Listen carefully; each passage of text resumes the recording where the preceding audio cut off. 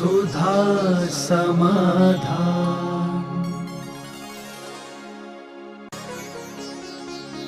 नमोस्तु गुरुदेव।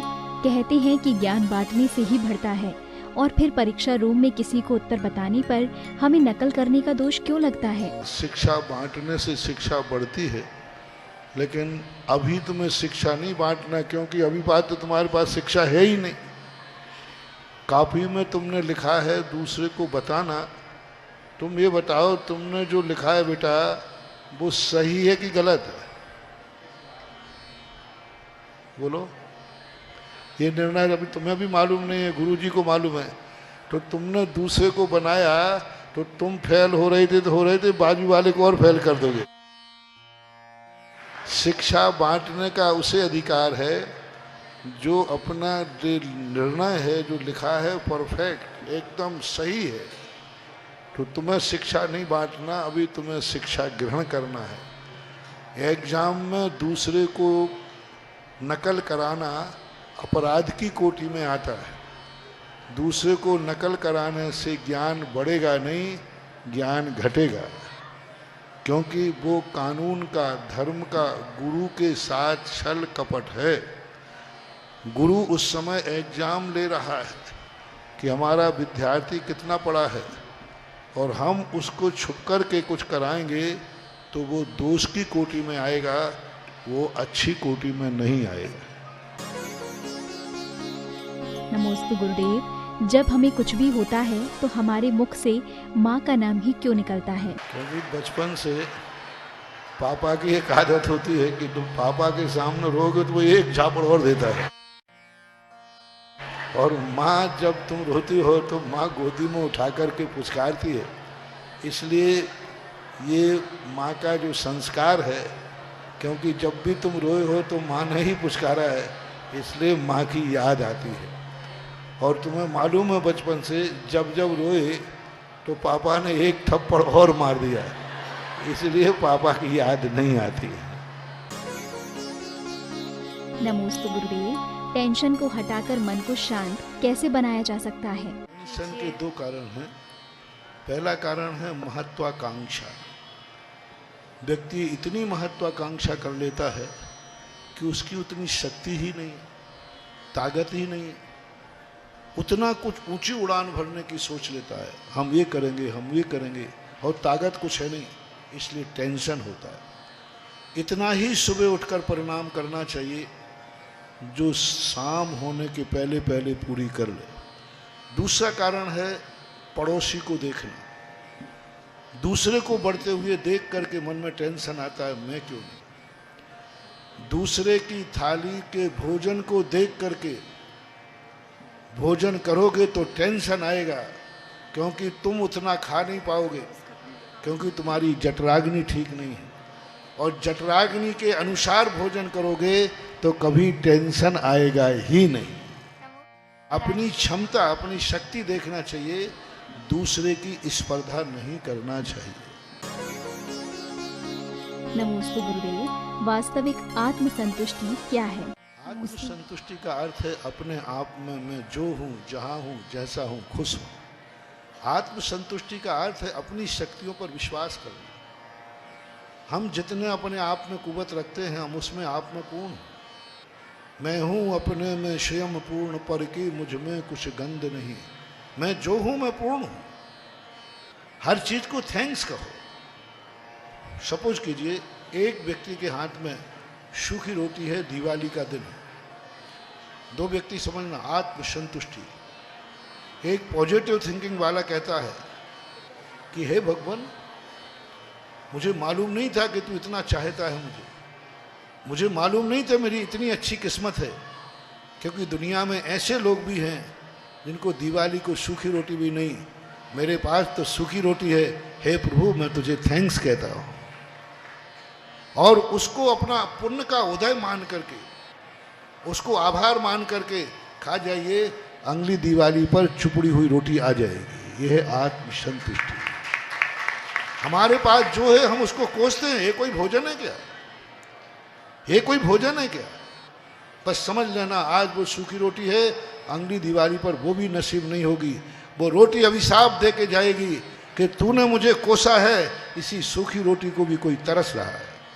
तुम्हारा छोटा सा मकान है, ये कोई मकान है क्या? तुम्हारे पास छोटी सी गाड़ी है, ये कोई गाड़ी है क्या? तुम्हारी थोड़ी जिंदगी है, कोई जिंदगी है क्या? ये जो कोसना है, जो तुम्हारे पास है, उसको कोसो मत, उसको कोसो मत। एक छोटा सा उदाहरण देता हूं। एक व्यक्ति के पास आधा गिलास दूध था।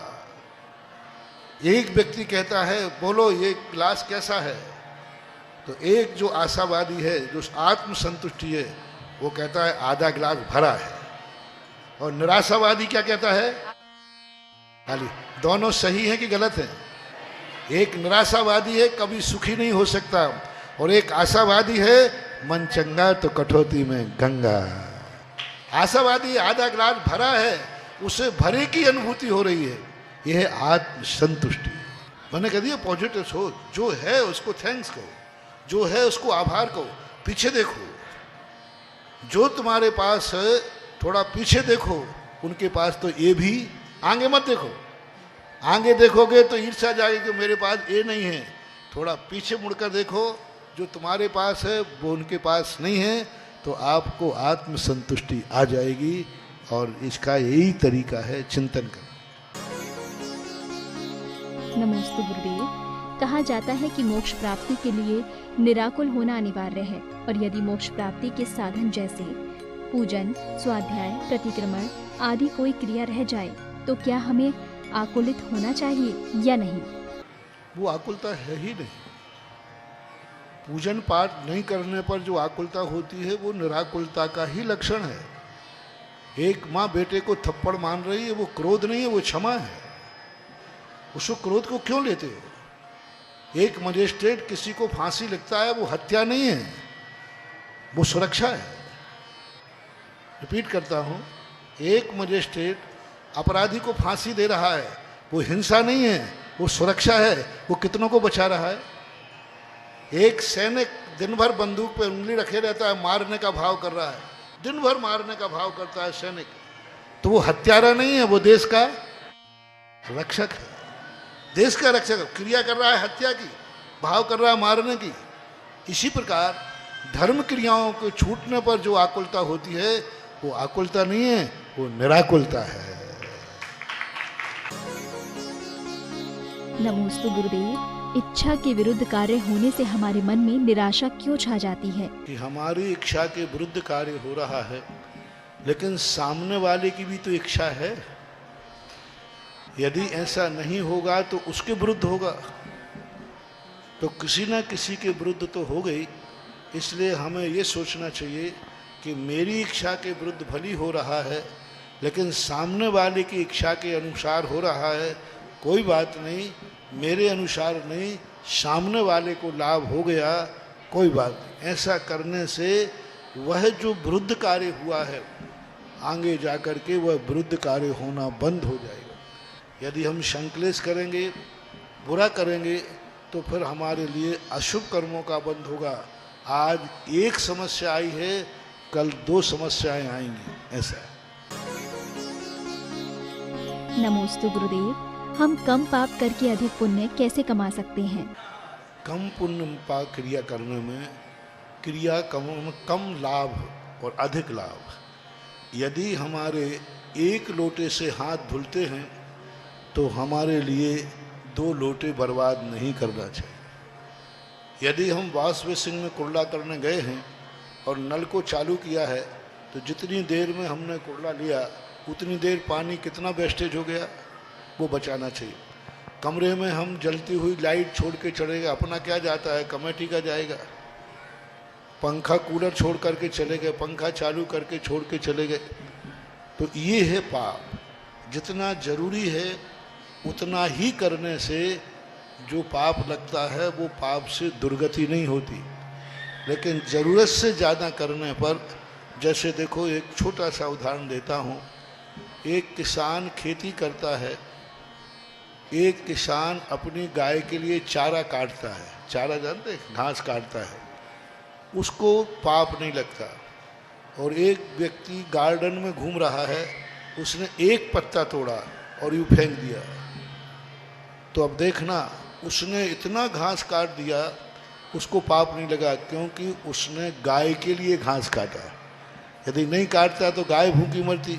और इस व्यक्ति ने गार्डन में एक पत्ता तोड़ के फेंक दिया। ये किस लिए फेंका? यूं फेंक दिया। उससे पूछा भाई ये पत्ता क्यों तोड़ा? बोले यूं तोड़ दिया तो पाप लगा।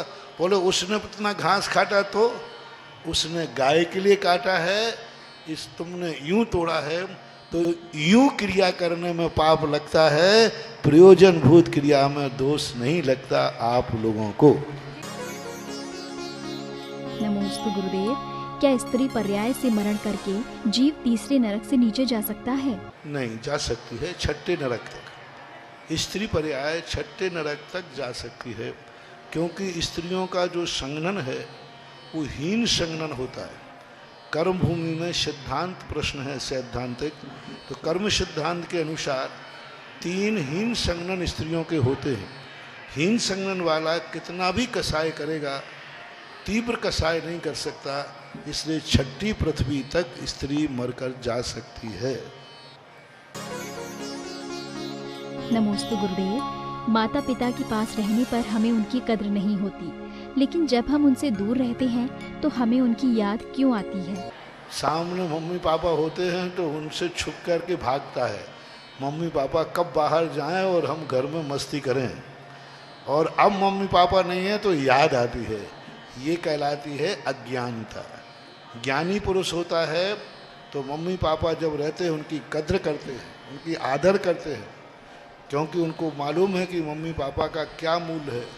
तो यह हमारी अज्ञानता है, कमी है, ऐसा होना नहीं चाहिए। नमोस्तु गुरुदेव। विद्यार्थी जीवन में कुछ अच्छे तो कुछ बुरे मोड़ आते हैं, तो गुरुदेव बुरे मोड़ों पर किस प्रकार स्थिर रहकर हम सही फैसला ले सकते हैं? अच्छे और बुरे का निर्णय अभी तुम नहीं कर पाओगे, इसलिए अच्छे बुरे के निर्णय करने के लिए शास्त्रों में, नीतियों में गार्जियन दिया है। तुम्हें गार्जियन दिया। हमने जब आज प्रातःकाल सुना होगा कि हमने 2 बातें बताई। जिस कार्य करने पर हमें मम्मी पापा का डर लगे, समझ लेना वो बहुत बुरा कार्य है। और जिस कार्य करने पर ये लगे कि यह कार्य कर रहा हूँ मम्मी पापा बहुत खुश होंगे, तो समझ लेना वो अच्छा कार्य है। अच्छे और बुरे का निर्णय नहीं कर पाओ तो अपने गार्जियन से पूछना चाहिए, क्या यह अच्छा कार्य है, मैं कर सकता हूँ, वही करना चाहिए। नमोस्तु गुरुदेव। प्रातः काल में भगवान से प्रार्थना करने का उद्देश्य क्या है? प्रातः काल हम जिस इष्ट देव को हम स्मरण करते हैं, वो इष्ट देव इतना मंगलकारी है, जो जिस इष्ट देव को हम स्मरण करते हैं वह की साधना, उसकी भावना जगत कल्याणकारी होती है। वह हमेशा एक रैकी देता है, ध्यान के माध्यम से दी है कि हे भगवान संसार का हर व्यक्ति सुखी हो। जिस व्यक्ति ने अपनी जिंदगी में ऐसी भावना भाई हो कि संसार का हर व्यक्ति सुखी हो, उसका नाम लेने मात्र से हमारे दुख दूर हो जाते हैं, इसलिए प्रार्थना की जाती है। नमोस्तु गुरुदेव। आचार्य श्री जी ने कहा था कि निर्विकल्प समाधि के लिए सरल और सहज परिणाम रखना आवश्यक है। तो गुरुदेव, गुरु वचनों को सार्थक करने के लिए हमें कैसा पुरुषार्थ करना चाहिए? सहज होने का अर्थ है कि हम अपनी जिंदगी को अपनी इच्छा माफिक न चला करके जो हमारी जिंदगी में घटित होता है उसके हम साक्षी बने। जो कुछ हमारी जिंदगी में आता है हम उसके साक्षी बने। और जितने हम साक्षी बनते जाएंगे, किसी ने हमें गाली दी तो हम उसके साक्षी बने।